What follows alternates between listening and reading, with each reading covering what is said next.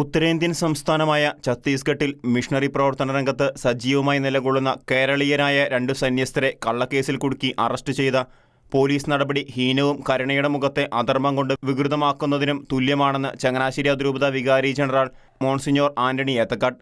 ഭരണഘടന പൗരന് നൽകുന്ന ഉറപ്പ് ലംഘിക്കരുതെന്നും ആർട്ടിക്കിൾ 19-ലും 25-ലും സൂചിപ്പിക്കുന്ന പൗരസ്വാതന്ത്ര്യവും ഇഷ്ടമുള്ള മതത്തിൽ വിശ്വസിക്കുവാനുമുള്ള അവകാശവും രാജ്യത്ത് ഒരു പൗരനും നിഷേധിക്കപ്പെടരുത്. ഭാരതത്തിന്റെ വ്യത്യസ്ത മേഖലകളിൽ പാർശ്വവൽക്കരിക്കപ്പെട്ട് മറ്റുള്ളവരാൽ അവഗണിക്കപ്പെട്ട ആദിവാസി മേഖലകളിൽ ഉൾപ്പെടെ ജീവിക്കുന്ന ജനവിഭാഗത്തെ സമൂഹത്തിന്റെ മുഖ്യധാരയിലേക്ക് കൊണ്ടുവരാനാണ് മിഷണറി സമൂഹങ്ങൾ പ്രവർത്തിച്ചുകൊണ്ടിരിക്കുന്നത്. എല്ലാ വിഭാഗം ആളുകളുടെയും മാനസികവും ശാരീരികവും സാമ്പത്തികവും ബൗദ്ധികവുമായ ഉന്നമനമാണ് ഇതിലൂടെ ലക്ഷ്യം വെക്കുന്നതെന്നും മോൺസിഞ്ഞോർ ആന്റണി ഏത്തക്കാട് പറഞ്ഞു. ഛത്തീസ്ഗഡിൽ 2 സന്യസ്തരെ കള്ളക്കേസിൽ കുടുക്കി അറസ്റ്റ് ചെയ്ത് ജയിലിലടച്ചതിൽ പ്രതിഷേധിച്ച് കത്തോലിക്ക കോൺഗ്രസ് ചങ്ങനാശ്ശേരി അതിരൂപത സമിതി കോട്ടയം ഗാന്ധി സ്ക്വയറിൽ നടത്തിയ സായാഹ്ന പ്രതിഷേധ സംഗമം ഉദ്ഘാടനം ചെയ്തുകൊണ്ട് സംസാരിക്കുകയായിരുന്നു മോൺസിഞ്ഞോർ ആന്റണി ഏത്തക്കാട്. സമ്മേളനത്തിൽ അതിരൂപത പ്രസിഡന്റ് ബിജു സെബാസ്റ്റ്യൻ പടിഞ്ഞാറെ വീട്ടിൽ സമ്മേളനത്തിൽ അധ്യക്ഷനായിരുന്നു.